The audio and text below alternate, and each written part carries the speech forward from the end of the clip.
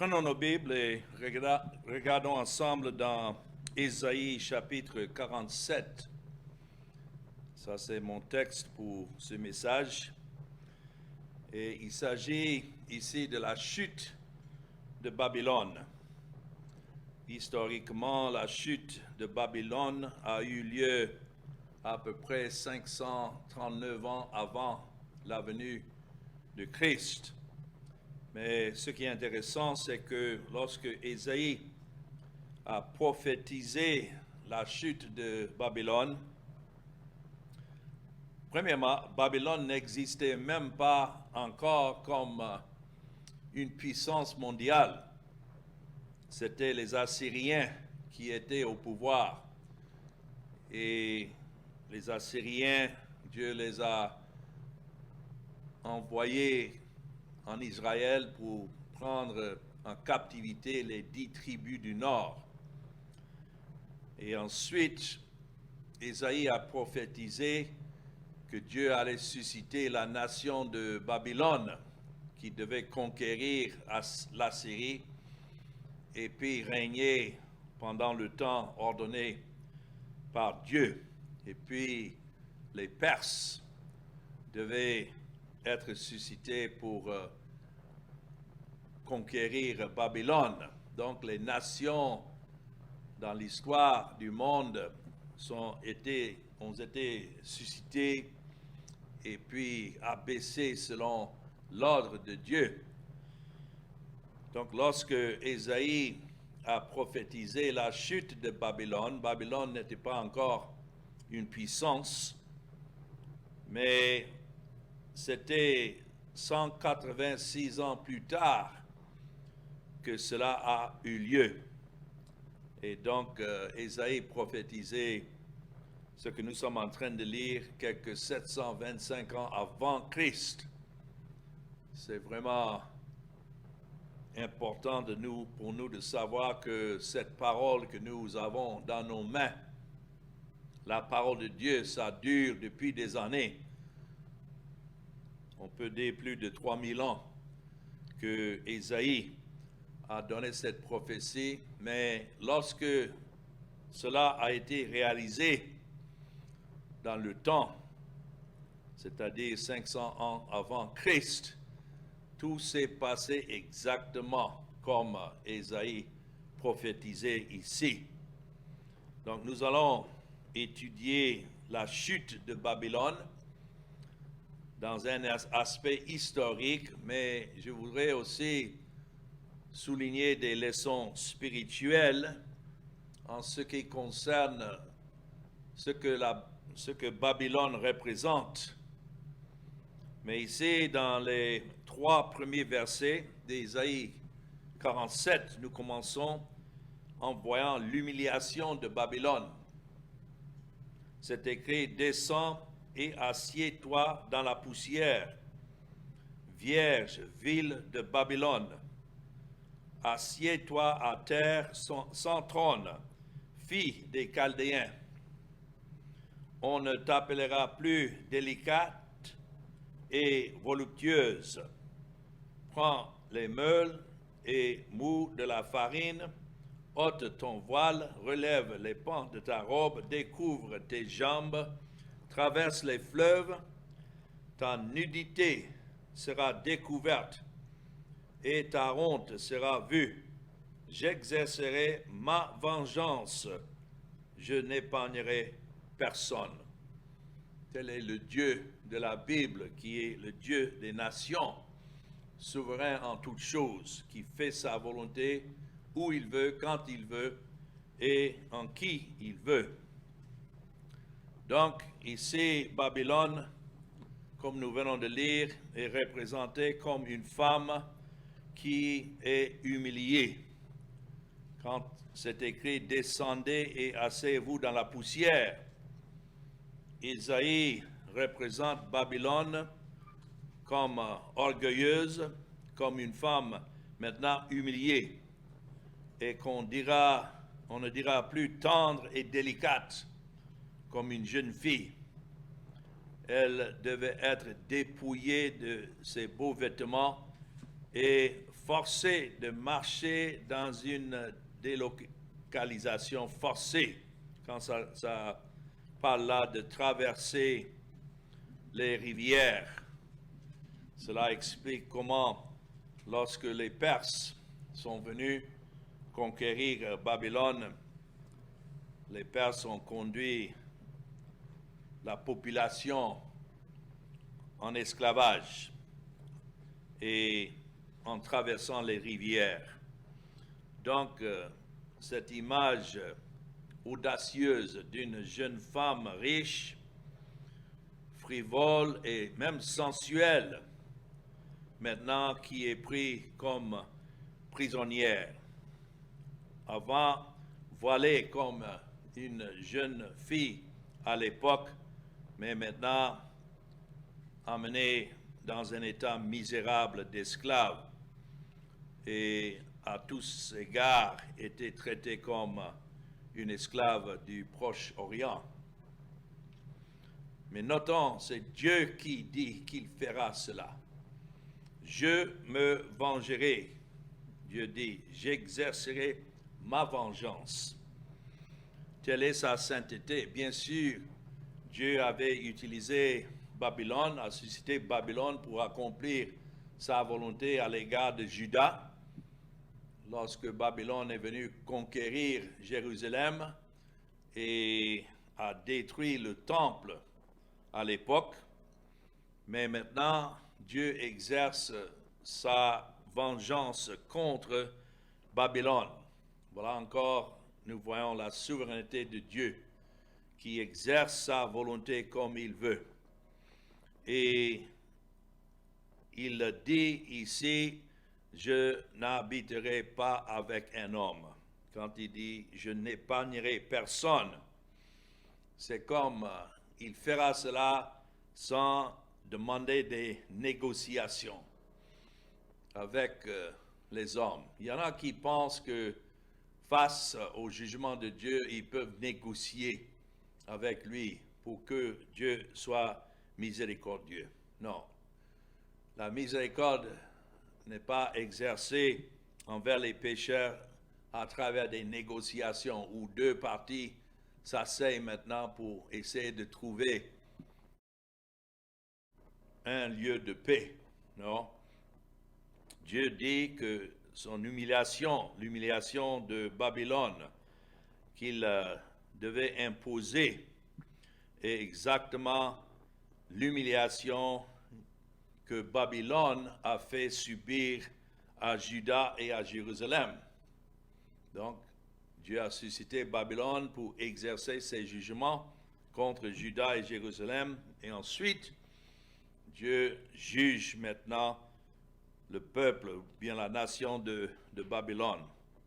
Et lorsque Dieu a humilié Babylone, c'est sa vengeance et personne ne pouvait échapper. Voilà ce que nous voyons ici. Et ça va être comme ça au grand jour de jugement, lorsque Dieu exerce ses jugements contre tout être qui est lié et ordonné à la condamnation. Tout être pour qui Christ lui-même n'a pas payé la dette. C'est dans cela que nous voyons que Christ n'a pas payé la dette de tous les êtres humains. Mais ceux pour qui il a payé la dette, ils sont des objets de la grâce de Dieu et sont épargnés de ses jugements. Mais tout autre sera jugé. Et on peut peut-être se poser la question, mais pourquoi? Donc, dans les versets 1 à 3, nous voyons l'humiliation de Babylone, mais voilà le pourquoi dans le verset 4. L'Éternel des armées doit être glorifié en toutes choses. Il fait ça pour sa gloire. Il dit, notre Rédempteur, c'est celui qui s'appelle l'Éternel des armées. C'est le Saint d'Israël. Donc, pour d'autres, il est le juge qui les condamne, mais pour son peuple, il est appelé ici le Rédempteur, l'Éternel des armées. Voilà les trois noms. Et le Saint d'Israël. Dieu est saint, il est juste. Il ne peut pas simplement pardonner les péchés. Donc, s'il sauve, il exerce son pouvoir exactement comme l'Éternel des armées. Et dans la rédemption, sa rédemption est juste, exactement comme sa condamnation est juste. Donc, quant à notre Rédempteur, voilà comment c'est écrit dans le verset 4. Ici, Ésaïe, sous l'influence de l'Esprit de Dieu, ne pouvait pas s'en empêcher.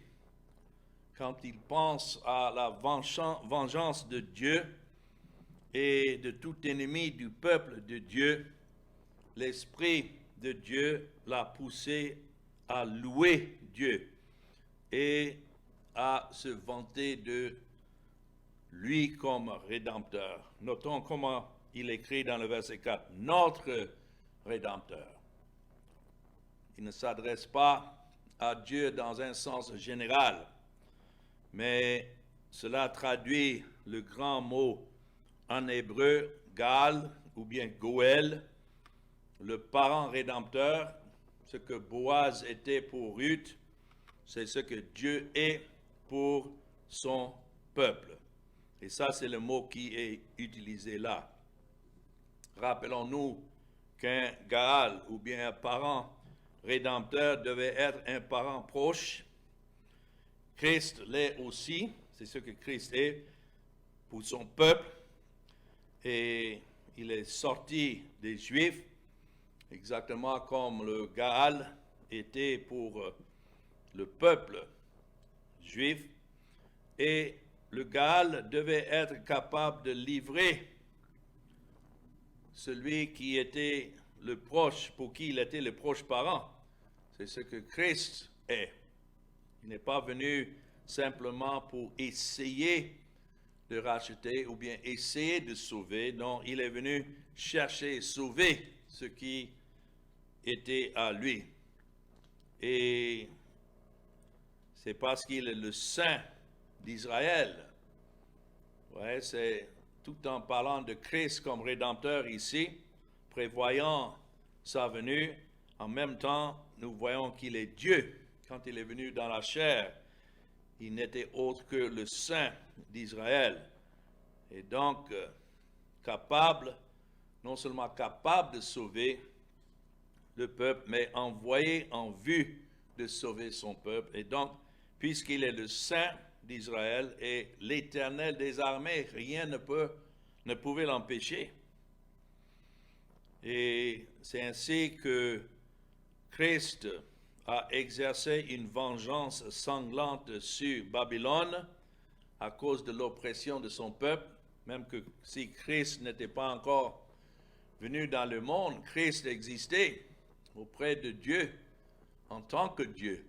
Et en tout cela, il est le Seigneur et celui qui est l'Éternel des armées, le Saint d'Israël, en exerçant sa justice même avant de venir sur la terre. Mais lorsqu'il est venu sur la terre, il a aussi exercé sa vengeance contre les péchés de son peuple, exactement comme ici il exerce contre Babylone à cause de ce que Babylone avait fait contre Juda.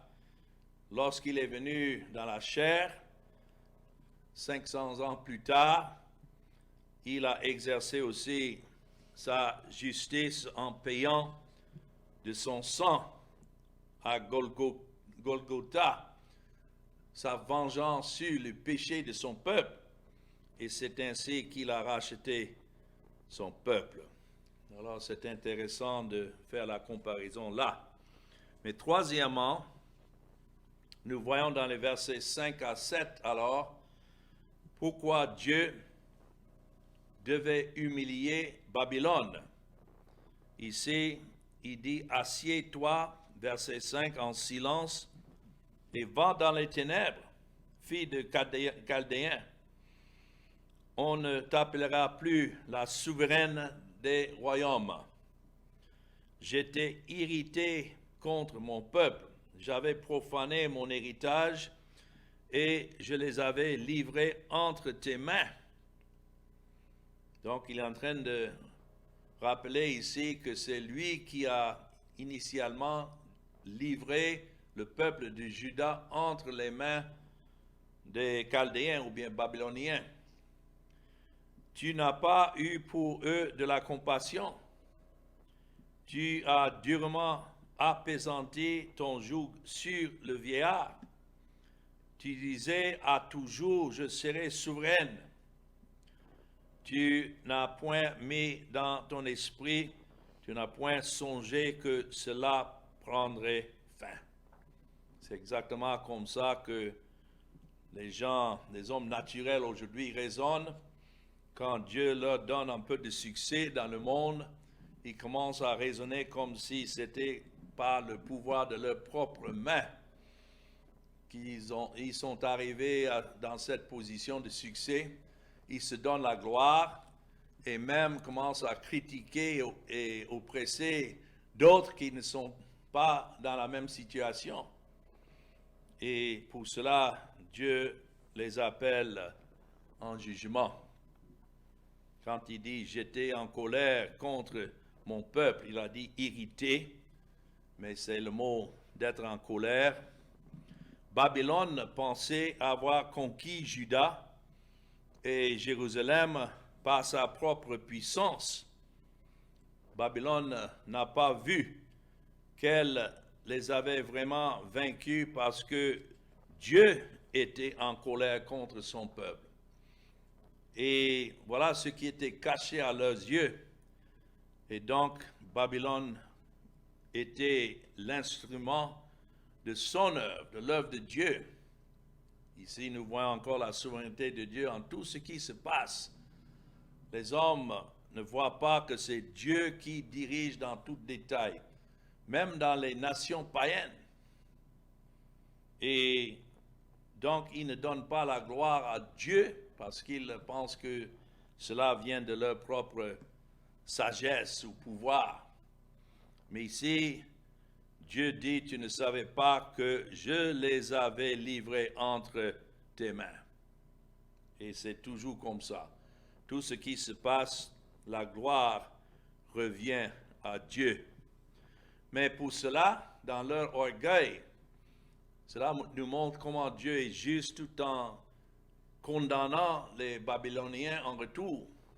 Parce que il leur dit, tu ne leur as pas montré aucune pitié. C'était le contraire. Ici, tu n'as pas eu pour eux de la compassion. Ça, c'est le mot pitié. En tant qu'instrument dans la main de Dieu, Babylone était trop enthousiaste dans son attaque contre le peuple de Dieu. Et même si Dieu les a utilisés pour accomplir sa volonté, ils auraient quand même pensé ou bien imaginé qu'il y avait un pouvoir au-delà d'eux, de leur propre puissance qui conduisait ce qu'ils faisaient. Mais ils n'ont même pas pensé à cela. Comme des gens aujourd'hui qui sont dirigés par la main et la puissance de Dieu, mais qui ne donnent pas la gloire à Dieu dans leur succès.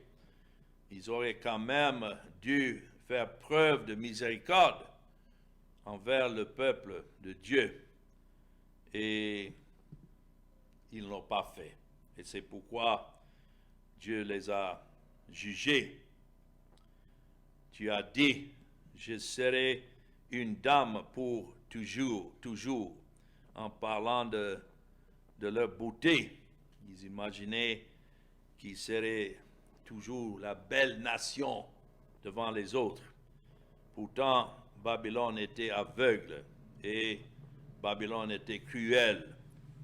Et maintenant que Babylone se montrait orgueilleuse et présomptueuses.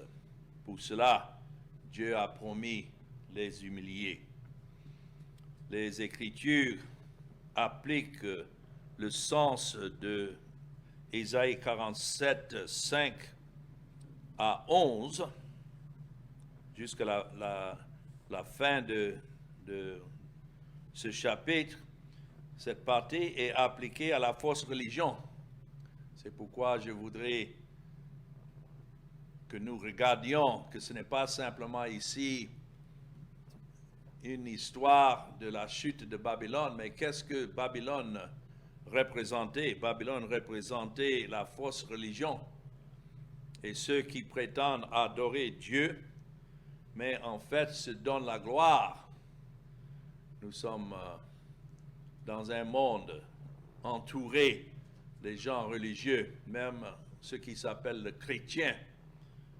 Et pourtant, ils se donnent la gloire. Ils imaginent que c'est par leur libre arbitre qu'ils arrivent à un succès. Et ils pensent comme Babylone ici pensait d'être une dame belle et toujours devait rester comme ça, à regarder dans sa beauté. Pourtant, Dieu leur a dit qu'il devait les abaisser. Dans les Écritures, Babylone est comparée, surtout dans le livre d'Apocalypse, les chapitres 17, 18 et 19. Et si on avait le temps, on allait regarder tous ces chapitres. Mais dans ces chapitres, Babylone est utilisée comme une image d'une grande prostituée. Mais ça typifie le faux christianisme et ce qui est représenté par la plupart des assemblées et des organisations confessionnelles aujourd'hui dans le christianisme. Babylone se voyait comme une reine.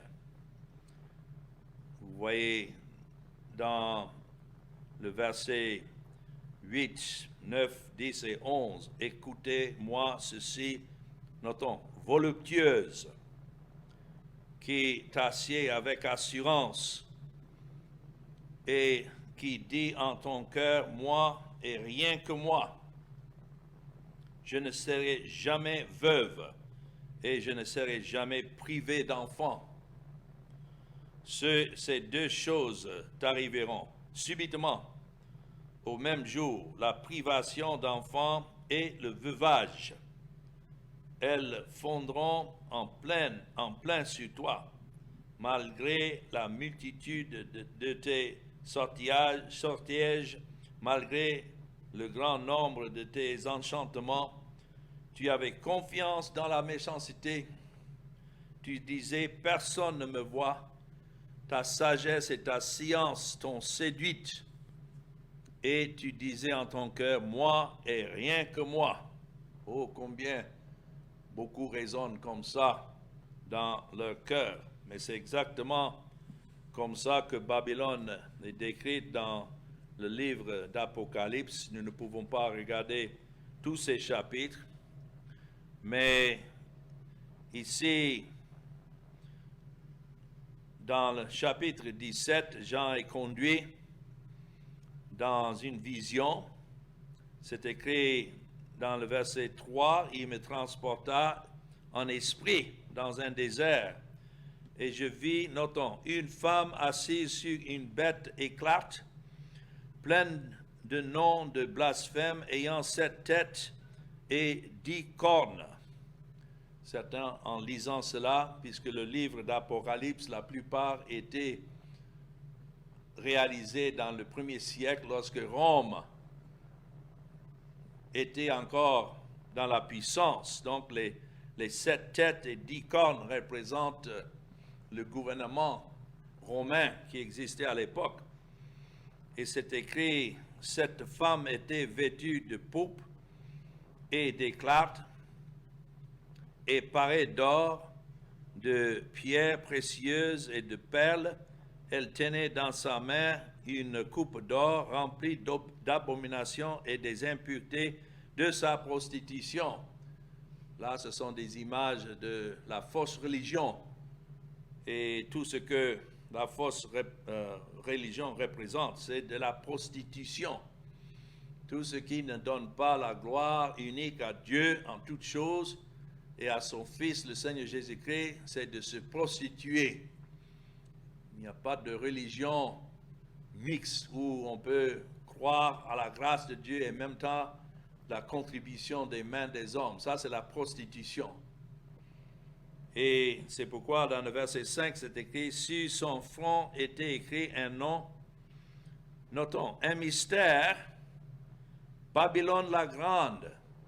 Babylone a été déjà détruite historiquement. Donc ici, il ne s'agit pas de cette ville historique où il y a cette nation de Chaldéens, mais plutôt de la fausse religion.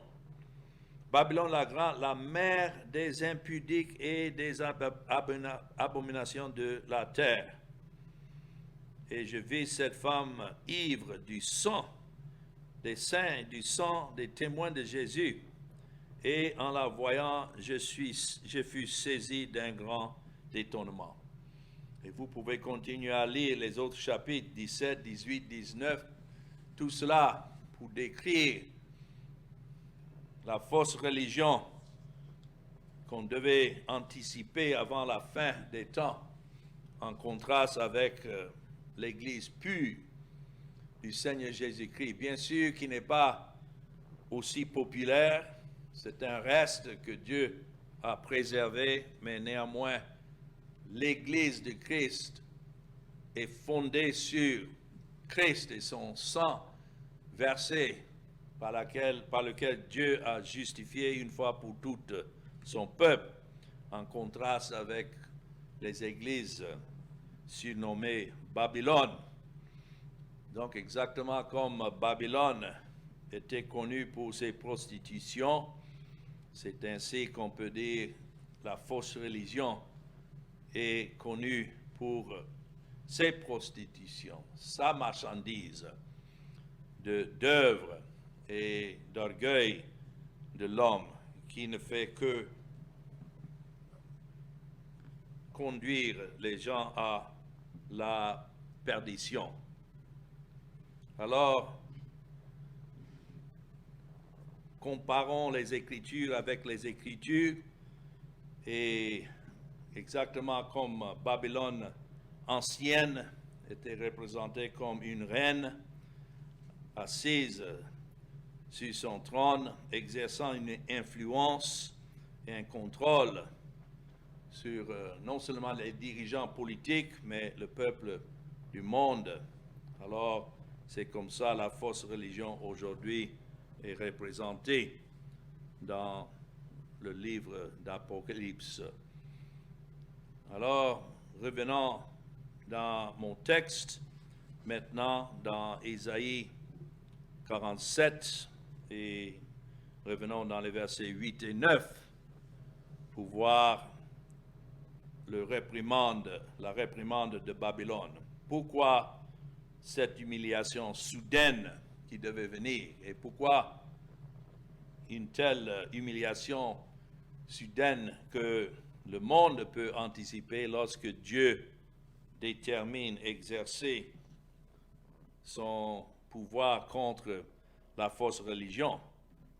C'est écrit ici, écoute maintenant ceci, voluptueuse, qui t'assied avec assurance et qui dit en ton cœur, moi et rien que moi.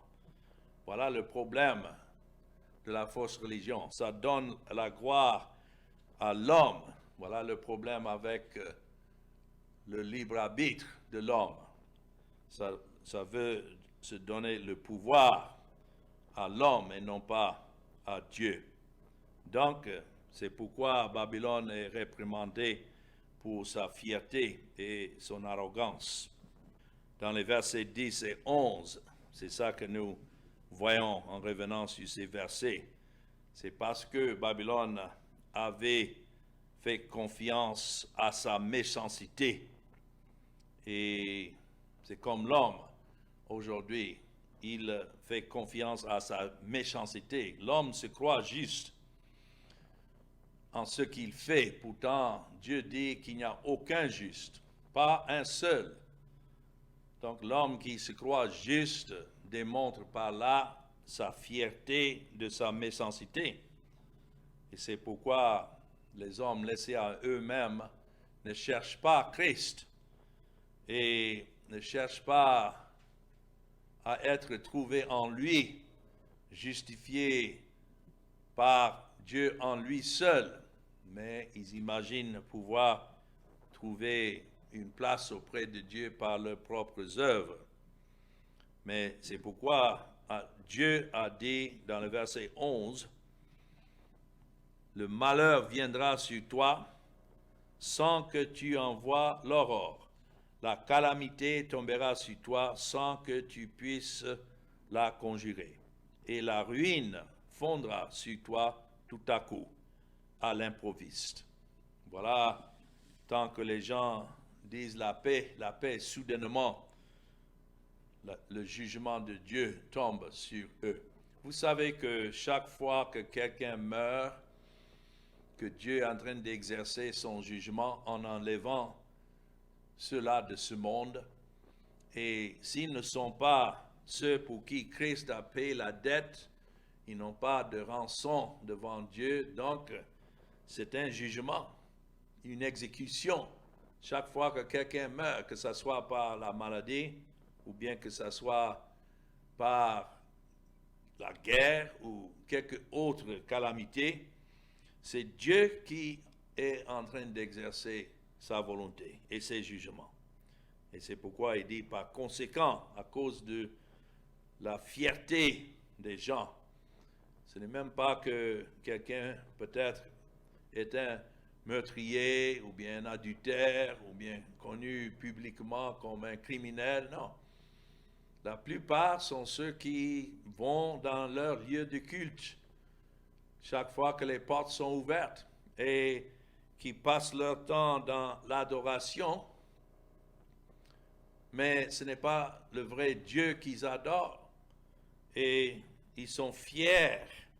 Il s'agit des pécheurs orgueilleux qui font confiance à leurs œuvres comme si ces œuvres sont admirables devant Dieu. Pourtant, ce ne sont que des œuvres méchantes pour lesquelles Dieu maintenant les conduit dans le jugement. Et c'est ainsi que Dieu a condamné Babylone pour la même raison. Cette réprimande d'orgueil de Babylone est un simple accomplissement d'un principe répété 3 fois dans l'Écriture. C'est que Dieu résiste aux orgueilleux. Mais quoi? Il fait grâce aux humbles. Ça, c'est cité dans Proverbe 3, 34. C'est aussi dans l'épître de Jacques, le chapitre 4, verset 6. Et encore dans la première épître de Pierre, chapitre 5, le verset 5. Dieu résiste aux orgueilleux, mais fait grâce aux humbles. Qui sont les humbles? C'est ceux que Dieu humilie par sa grâce. Et ils reconnaissent qu'ils n'ont rien que le péché, qu'ils ne sont rien que le péché eux-mêmes devant Dieu, mais que Dieu leur fait grâce à cause du Seigneur Jésus-Christ. Et puis, dans la troisième partie de ce texte, les versets 12 à 15, ici, un défi est lancé aux astronomes et aux sorciers de Babylone, en qui les gens mettaient leur confiance. C'est écrit, verset 12, « Reste donc au milieu de tes enchantements et de la multitude de tes sortilèges, auxquels tu as consacré ton travail dès ta jeunesse. Peut-être pourras-tu en tirer profit, peut-être deviendras-tu redoutable, tu t'es fatigué à force de consulter, qu'il se lève donc et qu'il te sauve. S'ils sont vraiment des hommes puissants comme ils se disent, ceux qui connaissent le ciel, qui observent les astres, qui annoncent d'après les nouvelles lunes ce qui doit arriver. Voici, ils sont comme de la paille, et le feu les consume. Ils ne sauveront pas leur vie des flammes. Ce ne sera pas du charbon dont on se chauffe, ni un feu auprès duquel on s'assied. Tel sera le sort de ceux que tu te fatigues à consulter, et ceux avec qui tu as trafiqué dès ta jeunesse se disperseront chacun de son côté. Il n'y aura personne qui vienne à ton secours. C'est comme des faux dirigeants aujourd'hui, les prédicateurs qui promettent la sécurité à leurs adeptes. Pourtant, non seulement leurs adeptes seront conduits dans le jugement, mais ceux qui faisaient des fausses promesses.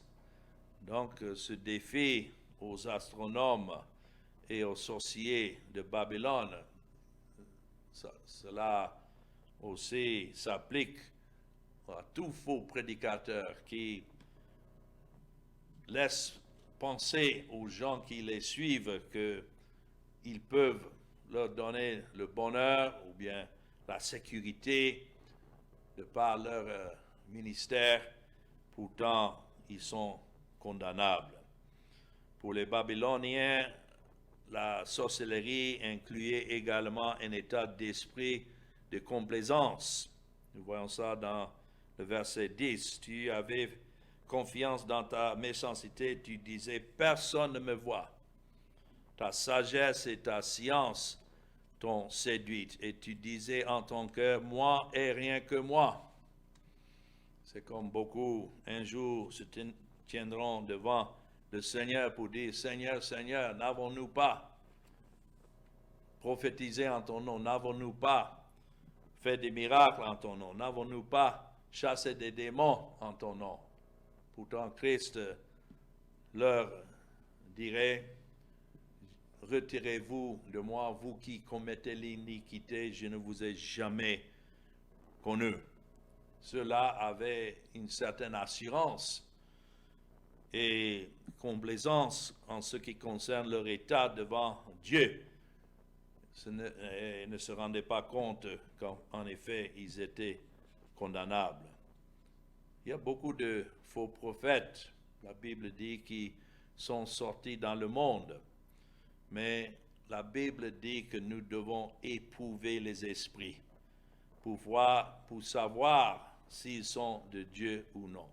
Et cela était vrai depuis le 1er siècle. Si vous voyez dans 1 Jean, chapitre 4, et du verset 1 à 4, c'est pourquoi nous devons faire attention, parce que ce même esprit, ce qu'on appelle la sorcellerie, c'est d'être dompté par un esprit diabolique, mais cela est vrai en ceux qui prêchent aujourd'hui un faux message, un message qui ne conduit pas à Christ. C'est comme des gens qui sont adonnés à la sorcellerie, sont des sorciers. Dans 1 Jean 4, c'est écrit, verset 1, « Bien-aimés, n'ajoutez pas foi à tout esprit. » Il y a un esprit qui anime tous ceux qui prêchent. Si ce sont ceux que Dieu a suscités, c'est l'Esprit de Dieu. Si c'est les hommes qui sortent de par leur propre désir de se glorifier, donc là aussi c'est un esprit, mais c'est un esprit antichrist. C'est pourquoi n'ajoutez pas foi à tout esprit, mais éprouvez les esprits. Comment est-ce que nous pouvons les éprouver pour savoir, en écoutant, s'ils donnent toute la gloire à Christ? Je dis souvent, il y a les 5 questions que nous devons poser à tous ceux qui prêchent. Premièrement, qu'est-ce qu'ils disent de Christ? Qu'est-ce qu'ils disent de sa venue dans le monde? Pourquoi il est venu? Qu'est-ce qu'ils disent de son œuvre qu'il a accomplie? Qu'est-ce qu'ils disent de ce pour qui il est venu? Il n'est pas venu pour tous, mais pour son peuple. Et qu'est-ce qu'ils disent de lui maintenant qu'il a achevé son œuvre? Où est-il maintenant? Il règne. Ce sont des questions simples, mais les réponses indiquent oui ou non si quelqu'un est vraiment de l'esprit de Christ ou pas. Éprouver les esprits, c'est écrit, pour savoir s'ils sont de Dieu, car plusieurs faux prophètes sont venus dans le monde. Ça, c'était vrai au temps de Jean, au 1er siècle. Et combien c'est vrai aujourd'hui. Ce qui est sûr, c'est que lorsque Dieu exerce son jugement contre cela, il n'y a personne qui peut échapper de ces jugements. S'il n'a pas donné quelqu'un à son fils pour que son fils vienne représenter dans sa vie et sa mort ce pécheur-là, donc il ne reste que le jugement de Dieu qui attend. La fausse religion peut sembler offrir la chaleur de l'utilité, comme les gens entrent dans les réunions, ils se sentent un peu réchauffés, mais c'est comme Dieu dit ici, ce feu qu'il enverra n'est pas pour réchauffer les gens, plutôt c'est un feu pour brûler et une fournaise de destruction. Que Dieu soit miséricordieux envers nous, que nous soyons en effet de ce nombre que lui-même il a choisi et pour qui Christ est venu, et ayant accompli le salut à leur égard, tout est accompli. Dieu alors déclare juste et justifié chacun pour qui Christ est mort. Ça, c'est la bonne nouvelle. Mais tout autre message n'est que le faux. Alors que le Seigneur nous dirige et bénisse sa parole dans nos cœurs. Amen.